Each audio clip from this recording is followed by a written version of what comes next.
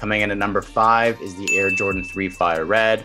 Coming in at number 4 is the Off-White Air Force 1 in the Green Spark Brooklyn Museum colorway. Coming in at number 3, still on the list and still ruffling feathers, the Jound 990 V3 in the olive colorway. Coming in at number 2, the Travis Scott Air Jordan 1 Low in the reverse mocha colorway. And coming in at number 1, standing strong with only 2 more months to go, the Mamba Sweet 16 Kobe 6 Pro Tro. What's up, everyone, and welcome back to Sole Rankings. He is Connor. I am Lawrence. November was easily the busiest sneaker month of 2022, which means our list is full of heat. Let's get right down to it. Connor, what is the number 5 best sneaker release in November? At number 5, we have the Why So Sad Nike SB Dunk Low, and I'm going to be honest with you, that number 5 slot was probably the most contentious spot on this list with all the options we could have picked. But the reason why I went with the Why So Sads is, first of all, it continues the streak of actually really good skate shop and professional skater collaborations with a Nike SB this year, but specifically it was the movement and the story behind the shoe. If you want to read into probably one of the best contextualized Nike SBs that released this year, take a look at the page on Nike SB where John Rattray goes into the whole Why So Sad initiative and really what it means to him as far as the push for mental health and his personal stories as far as helping a lot of people through, and his tragic story involving his sister. Not only does the story of the shoe really work out, but the shoe itself is really cool. The overall sort of denim blue makeup of the shoe, on top of the fact that it has the wear away swoosh to give you a yellow color blocking, is really cool. Stays true to that Nike SB branding of really wear them in, really skate them in, and on top of that, I mean, it's really hard to go against a story like these shoes have. Yeah, the story takes them away. As Connor mentioned, this number 5 spot was tough. There was so many pairs that we could have put on this list that just barely didn't make the cut, but I don't think the list would have felt right if we didn't have this pair on there. Really good backstory and just a really good looking shoe. So yeah. All right, coming in at number 4, we have the biggest comeback story of all time. It is the Trophy Room Air Jordan 7 collaboration. So these are inspired by Michael Jordan's Barcelona Olympic appearance in 1992. The new Sheriff in Town theme really hit with the entire packaging, and like the whole shoe overall is just really well executed. And the best of all is that they were relatively accessible. If you were a SoleSavy member, you probably had a really good chance because there was a massive restock midway through the day. Several thousand pairs hit our drop alerts monitor, so I know a ton of people hit on that. And yeah, I think people went into this release with low-ish expectations just because of how the Jordan 1 release went down and the fact that these were way more accessible. They're a very good-looking shoe. The special packaging, everything was still there with this release. Coming in at number 4 is a no-brainer for me. So at number 3, we have the We The Best DJ Khaled Air Jordan 5, specifically in the sale colorway out of the 2 that ended up dropping. First of all, I do have a bit of a confession. I've got a soft spot and a bias for leather Jordan 5s over the nubuck Jordan 5s. So as far as these go, super duper fresh to have another pair out there, but I really like the play on the sale colorway where it almost gives me those Jordan 5 grape vibes, except with actual shoelaces this time.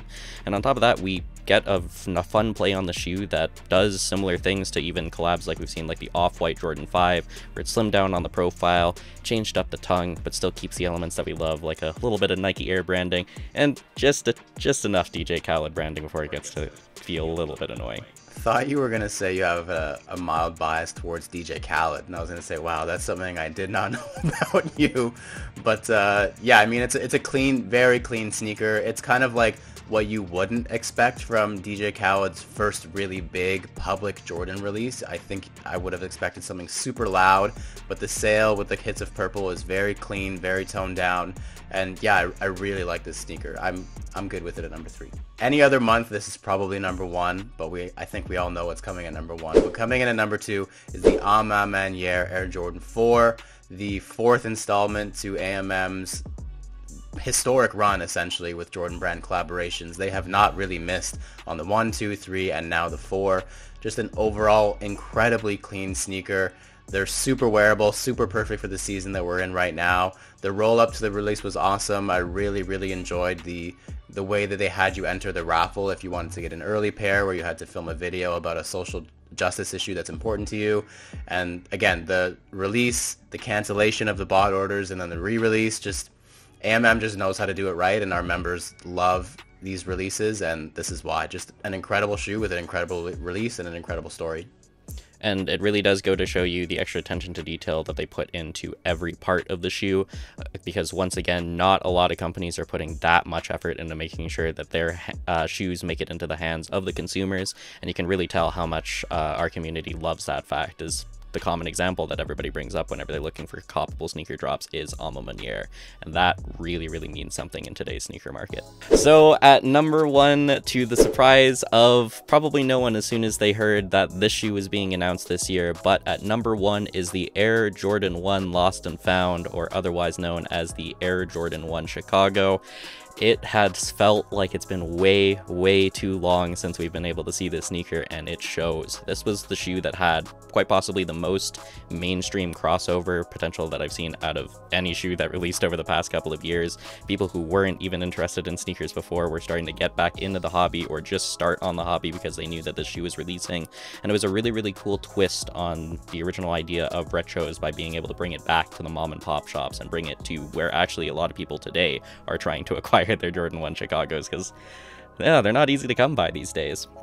I have to admit, it is a little bit of a love and hate relationship to have these here, just because again, it did highlight a lot of issues as far as getting sneakers these days.